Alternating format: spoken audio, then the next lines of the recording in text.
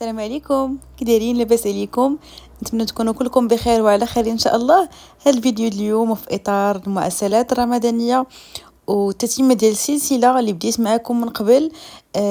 غنحضر معكم اليوم بريوات المرشوقه الرباطيين ومحنشات او ميني محنشات، بقشور البرتقال او بقشور الليمون، كيجي مذاق ديالهم مختلف. وغنبداو اول حاجه ببريوات المرشوقه او البريوات الرباطيين. غنحتاج اول حاجه نصف كيلوغرام من اللوز عادي، غليت شويه الماء، ضفت ليه اللوز، حيدت ليه القشر ديالو. غنحتاج معاه 50 غرام من سكر سنيده، نصف ملعقه من المسكه حره، ملعقه كبيره من القرفه بلديه مطحونه، وماء الزهر من الاحسن يكون نوعيه جيده باش غنجمعوا هذا الخليط او هذه العقده. و شعيرات من الزعفران الحر اللي هو السر ديال هاد البريوات الرباطيين او بريوات المرشوقه. اول حاجه غناخد اللوز غنحمرو، انا حمرته غير في الفرن، يعني درت ليه يعني شويه من الزيت وضعته في صينيه الفرن وخليته كيتحمر حتى كياخذ هذا اللوين اللي موحد، وباش كنتيستيو كنشوفوا واش الحبه من الداخل واخده نفس اللون اللي من على برا. غنضيف عليه المسكه الحره مع السكر اللي دقيت معاها، 50 غرام من السكر الخشن. دائما كتكون الكميه ناقصه في المعسلات ديال السكر لانهم كيرجعوا يتعسلوا. خديت هذيك الكميه ديال اللوز مع السكر مع المسكه حره، طحنتهم حتى ولا هذاك اللوز على شكل بودغ. تقدروا تطحنوه حتى يتعلك، من الاحسن يبقى بودغ لانه اللوز مقلي. فاش كيتعلك كيطلق الزيت بزاف، من الاحسن انكم تخلوه يعني بهذا القوام. وغتضيفوا عليه باقي المكونات اللي هي القرفه، وغادي نحاولوا نعجنوا هاد المكونات مع بعض. ومباشره غادي نضيف الكميه ديال الزبده، سمحوا لي ما قلتش لكم من قبل، اللي هي ملعقتين كبيرتين من الزبده الحيوانيه نوعيه جيده. كنضيفوا على هذا الخليط باش كيعطينا واحد القوام اللي زوين، وكتجي العقده معلكه.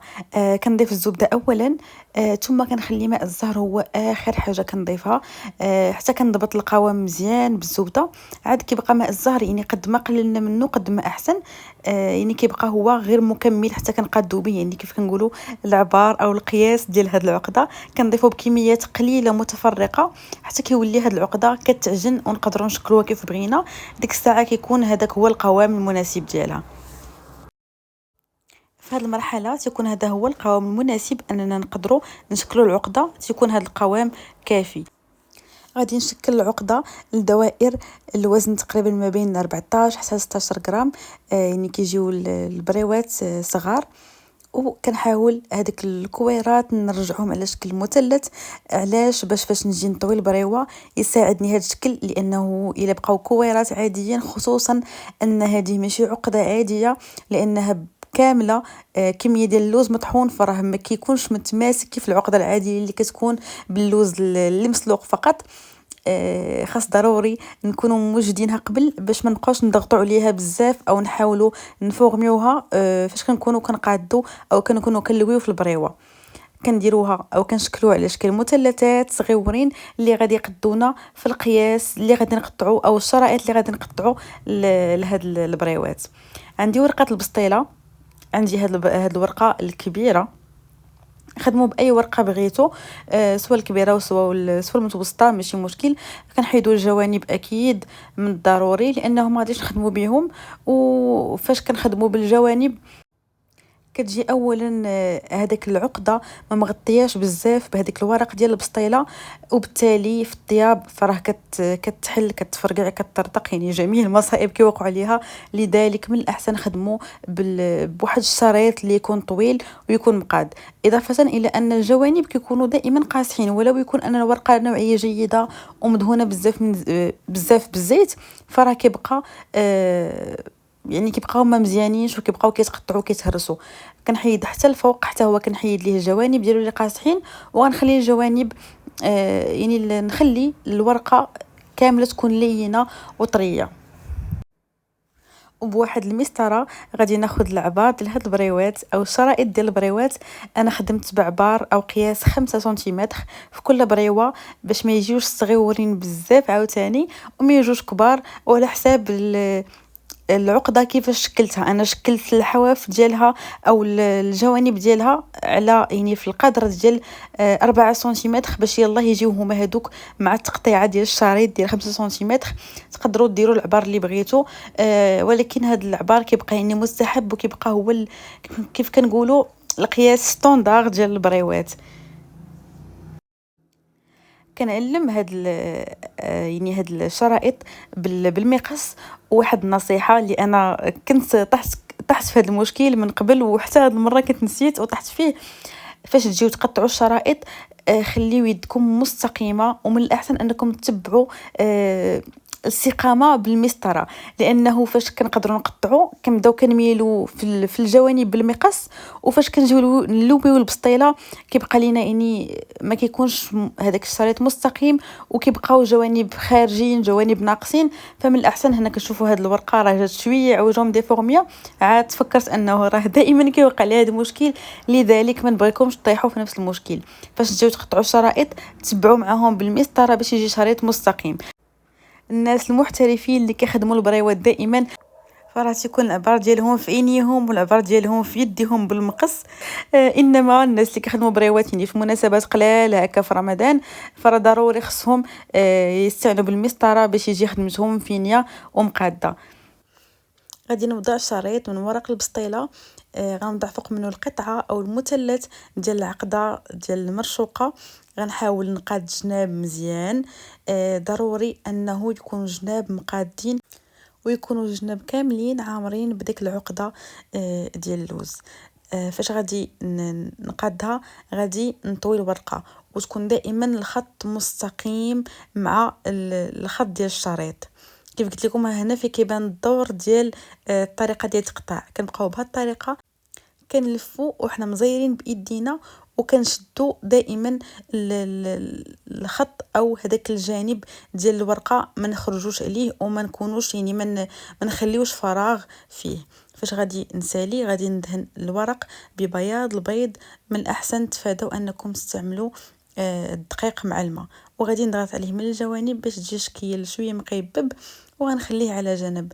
انا غنشارك معكم طريقه ماشي طريقه اخرى، انما حبه اخرى. بنفس الطريقه كنسرح الشريط، كنوضع عليه القطعه من العقده.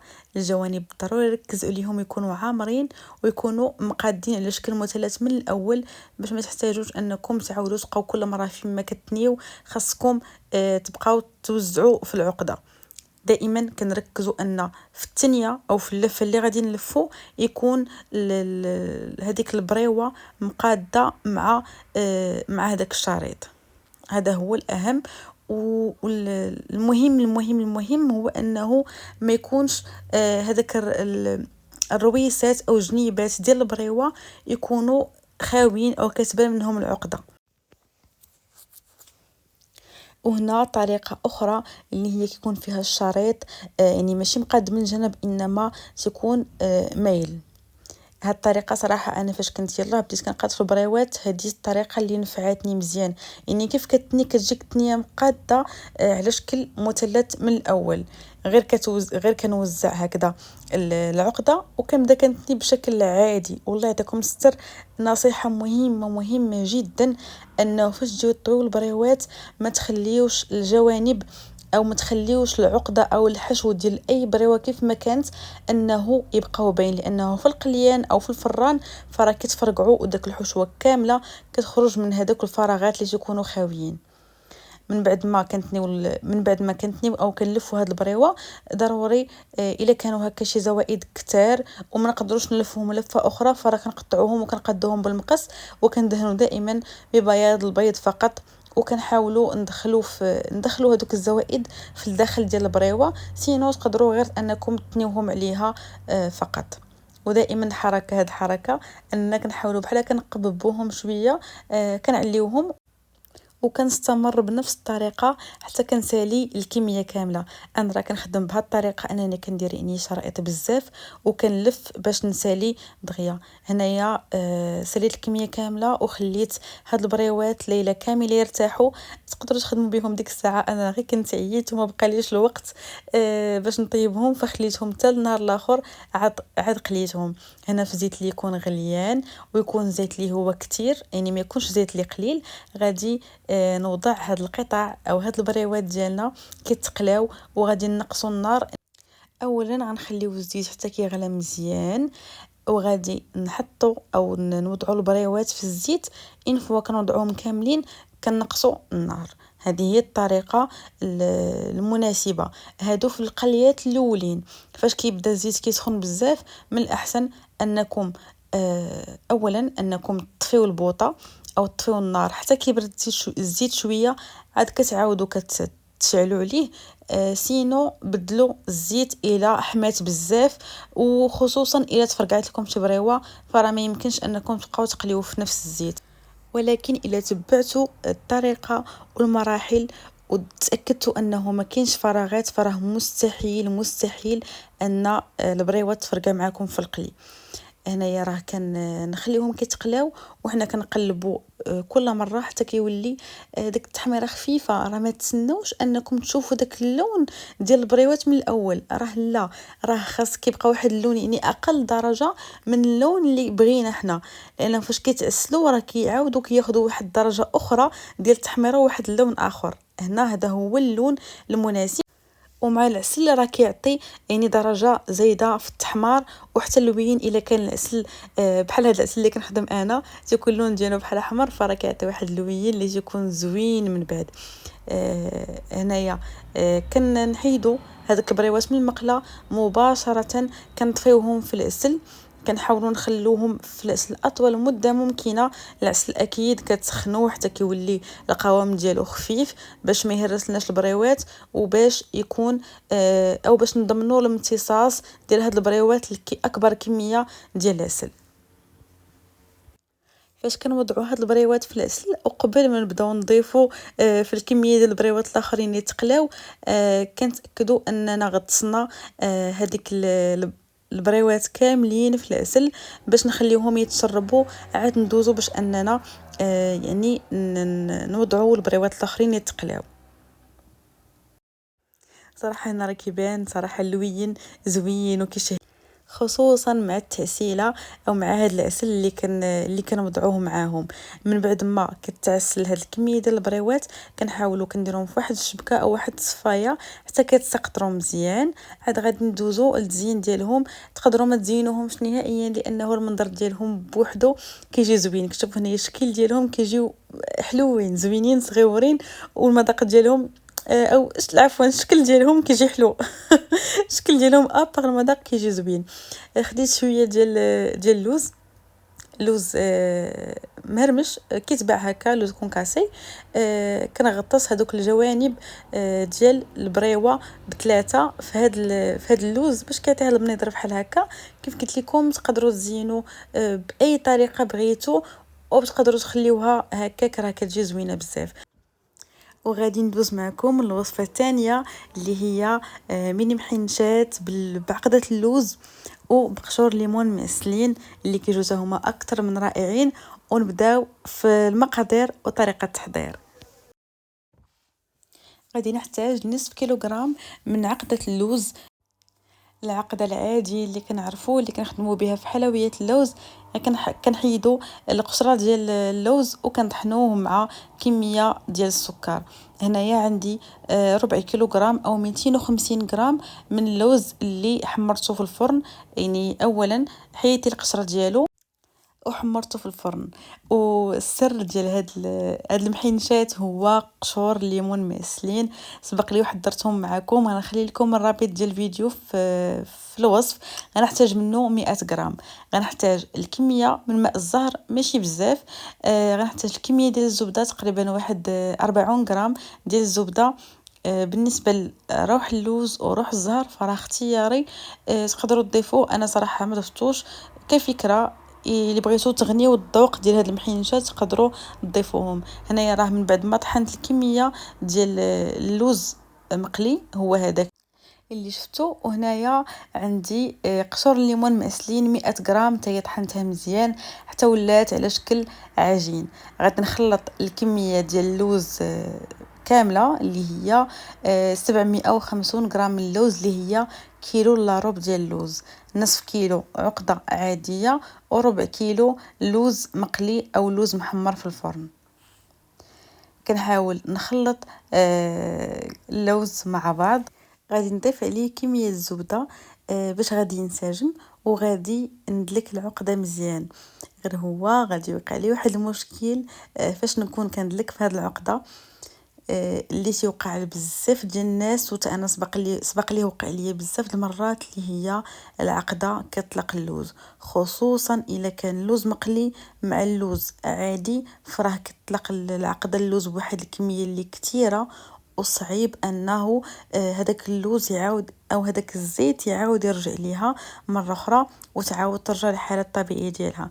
انا كتشوفوا راه بديت كندلك معكم بطريقه عاديه لانه العقده كتجي كتكون ما متماسكاش، لانه تكون فرق في القوام ما بين لوز يعني لوز عقده ولوز مقلي، كيكون فرق في القوام. بقيت كنحاول ندلك فيها حتى كيجي قوام اللي موحد وزوين. في هذا الاثناء بدات كتطلق ليا العقده الزيت. هنا كتشوفوا راه كميه كبيره ديال الزيت اللي طلقات، ومازال طلقات ليا كميه كبيره. السر او الحل فاش اللوز يدير معكم هاد المشكل. هنا كتشوفوا راه خير الله ديال الزيوتات ولات عندي فوق من البوطاجي. السر هو ماء الزهر. ماشي بالضروري يكون ماء الزهر سخون، ماء الزهر عادي من القرعه مباشره. كنبداو حنا كندلكو وحنا كنرشو الزهر حتى كيرجع هذاك الزيت كامل. راه ماشي بسهوله، انا راه تقريبا خد لي واحد 9 دقائق ديال الدليك. يعني راه اللي عنده شي كتاف يوجدهم في هذه المرحله، سينو غترميو هذيك العقده. ولكن صراحه من بعد ما كتلق هذاك الزيت ومع كتاخد وقت كبير في الدليك، راه كيجي القوام ديالها زوين في الاخر. هنايا راه داك الزيت رجعات شرباتو وعاود ضفت شويه ديال الدليك. قلت لكم راه 9 دقائق اللي خدات ليا. نقدر نشارك معكم فيديو مفصل كيفاش ترجعوا هذاك الزيت ديال العقده الى طلقات لكم. نتمنى انه ما نطيحش في هذا الموقف باش نعاود نصوروا لكم. هنايا ضفت لي هذيك الكميه ديال قشور الليمون مسلين. كيف قلت لكم هنا راه من طلقات ليا راه اضطريت انني نبقى نرش في ماء الزهر حتى فوت شويه فيها ماء الزهر، ولكن جات معلكه صراحه ما جاتش يعني جاريه. غير هو ردوا البال مع الزهر فاش تكونوا كترشوا فيه فاش كتكونوا كدلكوا، غير بشويه رشوا غير شويه وانتم كدلكوا. ونتمنى انه ما تطيحوش في هذا الموقف، وديني من الاول دلكوا العقده او تعجنوها بطريقه عاديه وتنجح معكم بلاش من هذا المراحل كامله وبلاش من هذا الصداع كامل. هنايا كان هذا هو القوام الناجح والمناسب للعقده. كيف كتشوفوا راه رجعات يعني عقده زوينه بزاف ورطبه. هذا هو القوام المطلوب. من بعد ما كتوجد معايا العقده غادي ندوز باش نحضر حريبلات الطوال اللي كيكونوا في القياس ديال ورقه البسطيله اللي غنخدموا بها. كناخذوا هذاك الحربول الاول كنعبروه على ورقه البسطيله او داك الربع ديال ورقه البسطيله، وكنبداو كنعبروا عليه هو بنفسه او كنشدوا العباره في يدينا. راه ساهل نعرفوا القياس ديالها. سينو نطولوا داك الحربول ونقدروا نقطعوا منه من بعد فاش نجيو نشكلوا. غنستمر بنفس الطريقه حتى غنكمل الكميه كامله ديال العقده باش ما تعذبنيش من بعد. من الاحسن وضروري انكم دائما تحيدوا لكم العقده باش ما تبقاوش يد في الورقه ويد في العقده كترون صراحه. هنا خديت ورق البسطيله، خديت القياس الموين ماشي الصغير وماشي الكبير. غادي نقسمها من الوسط اي على نصفين، وغادي ناخذ كل نصف كذلك غنقسمو مرتين، يعني ورقه واحده كتعطينا 4 قطع. والا كانوا شي جناب قاصحين حتى هما كنحاولوا نحيدوهم. هنا كتشوفوا القياس دائما كنخليو واحد سنتيم حتى ل2 سنتيم من كل جهه. وكتشوفوا هنايا الطريقه كنخدمها بشكل اللي هو مغاير. كنبداها من الجهه المعاكسه. علاش؟ باش ما يبقاوش كيبانوا هذاك الاطراف او هذاك الورق ديال البسطيله يبان فاش نجيو نتنيو هاد المحينشات. كنسدوهم او كنفيكسيوهم ببياض البيض في الجوانب ديالهم، وغادي نبدا في اللف ديالها. فاش كنكونوا كنروليو هذيك العقده على الورق البسطيله فراه كنزيرو. ولكن في هذه المرحله فاش نكونوا كنلفوا في هذه المحينشه راه كنرخفوا يدينا باش نتفاداو انها ترتق فاش نتنيوها او ترتق في الطياب. كتشوفوا هنايا راه مكايسه عليها ودير لها خطرها. راه خدمت معكم بالعرض البطيء باش يلاه تكون واضحه الصوره معكم. وبالنسبه لذاك الجانب اللي كيبقى لينا فراه كنرجعوا للخلف وكنحاول نفيكسيه ببياض البيض فقط. وغادي نشارك معكم واحده اخرى باش توضح لكم الصوره اكثر لانه عارفه ما شرحت لكمش مزيان. هنا كتشوفوا راه كنلفها بالعكس ديال الورقه، وكنلفها وانا كنزير في يدي. عاد كندهن الجوانب ببياض البيض باش تلصق مزيان. غنحاول نعطي الوسط حجم موحد، والجوانب نحاول انني فحال نضعفهم شويه باش ما تجيش التنيه باينه بزاف. غنتني اول تنيه وكتشوفوا هنايا راه راخفه يدي. كنبدا كنلوي في هذه المحينشه وانا راخفه يدي. نتمنى تكون الطريقه واضحه معكم. وهاد الاخر او هاد الورقه اللي كتبقى لنا في الاخر كندهنها ببياض البيض باش تلصق. وكنرجع هذاك الورق في اللور او في الخلف ديال هاد الميني محينشه. ونقدروا اننا نفيكسيو او ندخلوه في بين التنيات ديال هاد المحينشه باش نضمنوا انه ما غيتحلش نهائيا في الطياب. كيكون هذا هو الشكل ديالها. انا صراحه راه كنت عييت وخليتها ليله كامله باش ترتاح. لقيت شي وحدين صراحه لقيت تقريبا شي 2 حبات طرطقوا ليا من الجناب حيت خليتهم قلت لكم ليله كامله وما طيبتهم حتى النهار الاخر في العشيه. انايا من بعد ما درتهم في الفرن ما كندهنهم حتى شي حاجه نهائيا. كنطيبهم مباشره على نار مهيله من الاسفل فقط حتى كيتحمروا، ومباشره كنوضعهم في العسل وهو ساخن باش كيتشربوا مزيان داك العسيله. وغنخليهم اطول مده ممكنه. عاد غادي ندوز باش نصفيهم او نسقطرهم من العسل ديالهم.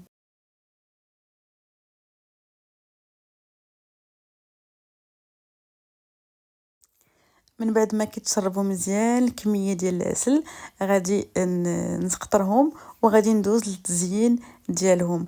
تزينوا باي طريقه بغيتو. انا راه خديت شويه ديال اللوز ايفيلي شويه دقدقتو غير بيديا بحال ضغطت عليه حتى ولا يعني قطع اللي صغيره. وكنغطي الجوانب ديال هاد المحينشات. تقدروا تخدموا بلوز مهرمش كما تقدروا تخدموا بزنجلان الا بغيتو.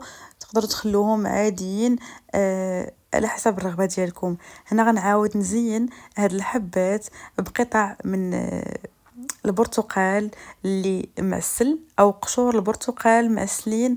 الوصفه اللي فاتت اللي خدمت معكم.